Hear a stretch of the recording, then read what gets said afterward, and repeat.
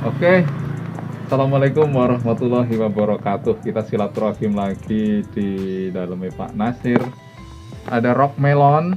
Ini kan tipenya New Modesta, jadi kita kenalkan New Modesta. Ada tipe cantaloupe. Ini tipe kulit putih. Sama yang ini honeydew.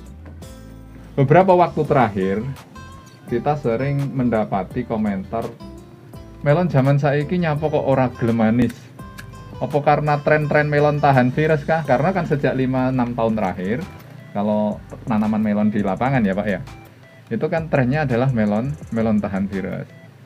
Ya entah karena memang jenisnya atau memang karena pola budidaya petani yang sekarang, banyak melon sekarang yang katanya itu tidak manis.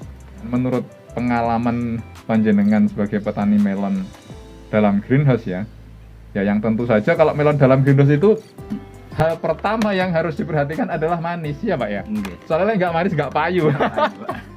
Untuk menjawab keresahan para konsumen. Apa Pak? Melon saiki yang di pasaran itu kok jarang nemu melon yang manis? Sebabnya ya kemungkinan itu dari jenis melon itu sendiri. Bawaan benih lek wis setafi iku memang pada umumnya rentan untuk dinaikkan break itu memang susah. Mari ngono biasanya kenaikan break itu dari pola petani itu juga. Soalnya kalau pengen manis biasanya buahnya nggak besar. Kalau buah dipacu untuk besar, naikin manisnya itu lumayan susah. Karena kadar air tinggi. Jadi sederhananya kadar air naik, kemanisan pasti turun. Oke. Jadi yang pertama itu memang dari faktor genetik Pak ya. Itu tidak dipungkiri. Tidak dipungkiri memang. Genetik membawa faktor tingkat kemanisan. Yang kedua dari pola budidaya petani. Kemudian faktor lain kira-kira apa Pak? Ada tidak kaitannya kemanisan dengan kondisi daun? Karena sekarang kan cuaca itu susah ya Pak, susah. Kalau daunnya kacau, daunnya nggak sempurna, otomatis masaknya nggak sempurna. Akhirnya nggak jadi nggak manis gitu, bener nggak Pak gitu? Memang Mas, yang namanya daun itu ibaratnya itu sumber dari segala-galanya. Contoh misalnya daunnya bagus, yang pasti buahnya juga bagus. Oke. Kalau itu pun juga dipengaruhi dari genetik buah juga. Contoh misalnya saumpamane dari gennya itu wis mengandung istilah untuk pemanisnya mudah. Walaupun daunnya rusak, biasa memang nggak normal, tapi kan tetap rasa manisnya itu pasti ada kok. Di luaran juga ada sih teman-teman sing nanem sing setafi, tapi daunnya rusak terus ya memang nggak manis. Kalau dulu orang beli melon itu kan seneng beli melon karena memang makan melon, ada wangi melonnya, ada rasa melonnya. Sekarang katanya kayak makan timun. Itu memang repot juga soalnya gini loh Mas, seandainya belinya itu kan di mana gitu ya. Kita yang kita bicarakan kan melon rakyat ya. Rakyat jadi melon rakyat yang dijual di pinggiran jalan, yang ditanam di hamparan. Menurut panjenengan Pak Nasir, untuk pengalamannya gimana sih biar petani itu nanam melon tapi juga rasanya bisa manis? Itu pertama itu setidak-tidaknya Mas dari pengolahan lahan sih Mas. Nah ini yang penting. Itu maunya seperti apa? Kalau ingin panjang, contoh soalnya gini Mas, kayak aku dulu kan dimain di greenhouse toh Mas. Kan mesti petani itu berpikirnya ingin sekali nanam penghasilan besar. Itu sih wajar, semua orang seperti itu. Nah, biasa nih kalau kita main di kimia ya memang pendek seperti itu. Jadi seandainya pola pikirnya pengen cepet untung besar, pemain kimia, pupuk kimia loh ya, itu pasti. Cuma jangka panjang nggak bisa. Gitu. Jadi kembali ada pengaruh dari pengolahan lahan yang kaitannya itu dengan penggunaan pupuk-pupuk organik terhadap potensi munculkan rasa manis tuh. Kalaupun kimia bisa manis, ya cuma ada rasa apa ya?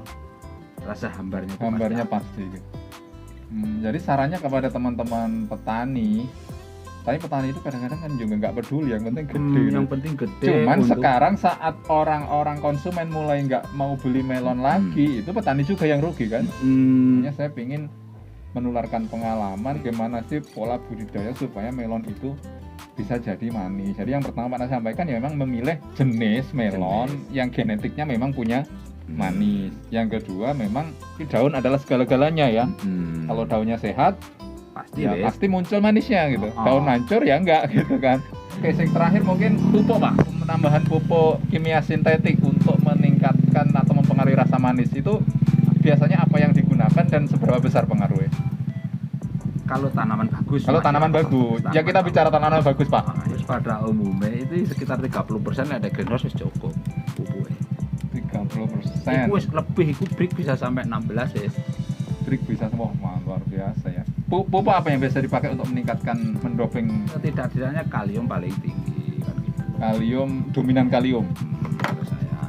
Tapi kan umumnya orang-orang itu kan paling enggak pakai ZK, pakai gini ya Mas, ya pakai KCL itu kan biasanya ya. Saya dulu pernah pakai KCL juga pernah kan gitu. Kalau saya lebih seneng lah pakai yang pakai spray ae.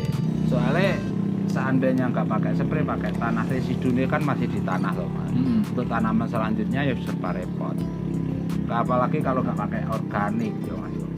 Pasti ya mungker tanaman pertama itu saat mas kandungan residunya itu kan masih ada di tanah. Untuk meningkatkan rasa manis buah melon itu pupuk kalium memang aplikasi semprot ya, Pak. Saya lebih seneng semprot. Dimulai umur berapa nih Pak?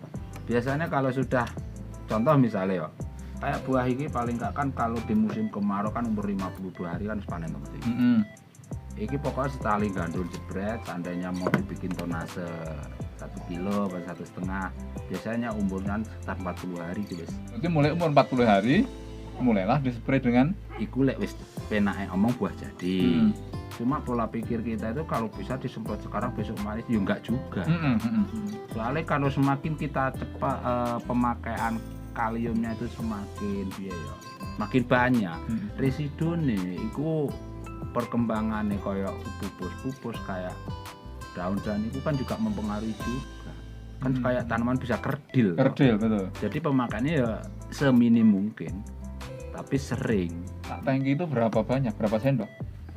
Kalau saya cuma 5 mili sampai 15 mili. Iku umur 40 ke atas 45. Kalau yang umur 45 ke bawah biasanya saya pakai 5 mili nggak sampai. 1 sendok makan. 1 sendok. Nah. Berarti memang biar daun juga nggak rusak, pertumbuhan juga nggak kerdil, nggak boleh langsung banyak. Harus sedikit-sedikit tapi lumintu sering. Kalau di greenhouse 1 minggu sekali Mas. Nggak tahu kalau di luar. Kalau di luar orang nyemprot itu seminggu bisa 4 kali loh Pak. Makanya. Bisa jadi itu yang bikin daunnya rusak ya. Soalnya